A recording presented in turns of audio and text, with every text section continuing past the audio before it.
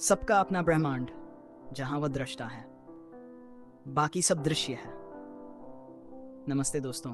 अगर कोई पूछता है कि कितने ब्रह्मांड हैं, तो मेरा जवाब यही होता है कि जितने सजीवों की संख्या है उतनी संख्या में ब्रह्मांड है, न एक कम। यह अद्भुत बात है। आइए इसे समझते हैं। अभी के लिए संपूर्ण सजीव की बात न करके सिर्फ मानवों की बात करते हैं। प्रत्येक मनुष्य का अपना स्वयं का ब्रह्मांड होता है।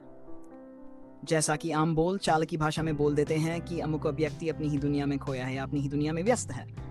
लोग अनजाने में ही बहुत बड़ी बात और सत्य बोल जाते हैं। शायद यह कहावत उनके पूर्वजों से विरासत के रूप में मिली है।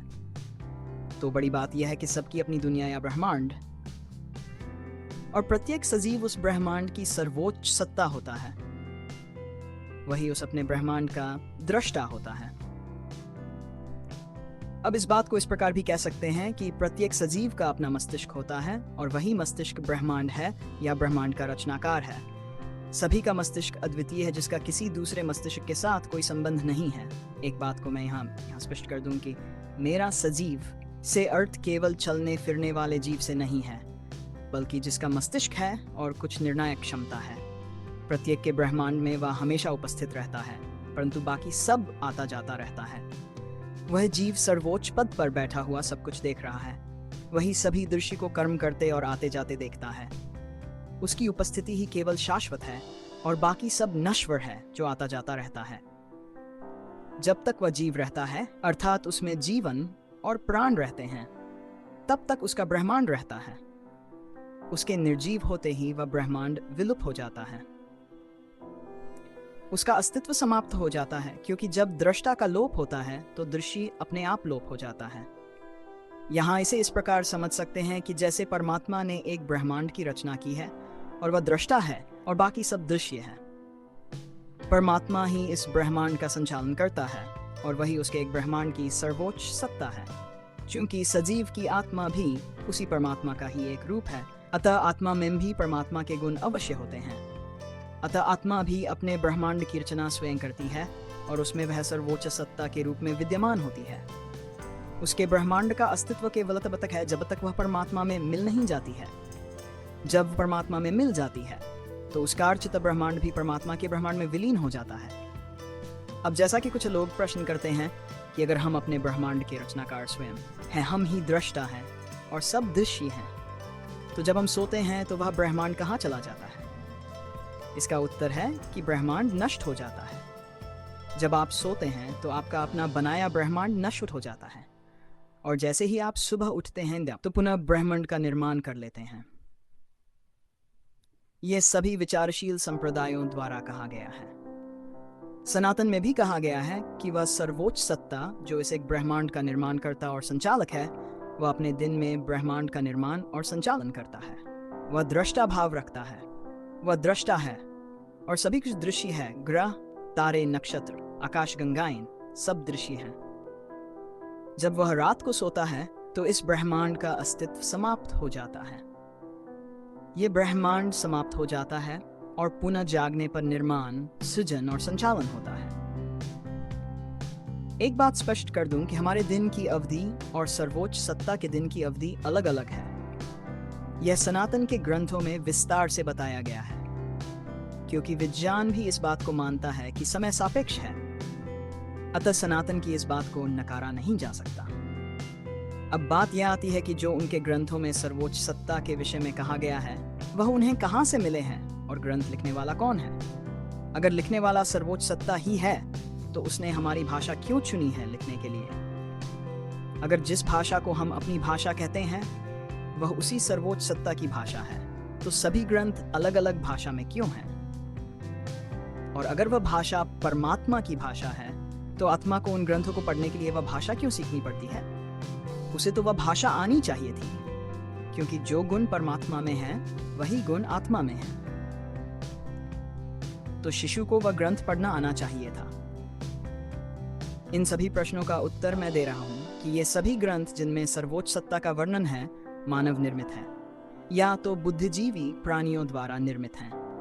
वे प्राणी पृथ्वीवासी भी हो सकते हैं और परग्रही भी हो सकते हैं। उन्होंने सर्वोच्च सत्ता और उसके गुणों का वर्णन ग्रंथों में किया है। वास्तव में वे वैज्ञानिक थे। उन्हें तब की भाषा में अलग अलग नाम दिया जाता था, परंतु आज की भाषा में वे वैज्ञानिक थे। क्या उन्होंने उस सर्वोच्च सत्ता को देखा है या उसके बारे में पूर्ण जानकारी रखते थे? उत्तर होगा कि नहीं, परंतु उन्होंने उस पर प्रयोग किए हैं और निष्कर्ष निकाले हैं।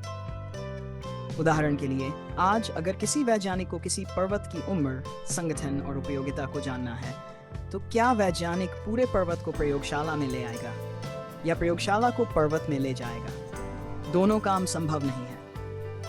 न पर्वत को प्रयोगशाला में समाहित किया जा सकता है और न ही प्रयोगशाला को पर्वत पर ले जाया जा सकता है। दोनों असंभव हैं। तो वैज्ञानिक परीक्षण कैसे करेंगे? कैसे उस पर्वत की पूरी जानकारी प्राप्त करेंगे? वैज्ञानिक उसी पर्वत से एक छोटा पत्थर लाएंगे और प्रयोगशाला में उसका परीक्षण करके संपूर्ण पर्वत की जानकारी प्राप्त कर लेंगे, क्योंकि जो गुण पर्वत का है वही गुण पत्थर में है। इसी प्रकार प्राचीन वैज्ञानिकों ने आत्मा पर परीक्षण करके उस परमात्मा की जानकारी प्राप्त करने का दावा किया है। उन्होंने न ही परमात्मा को देखा,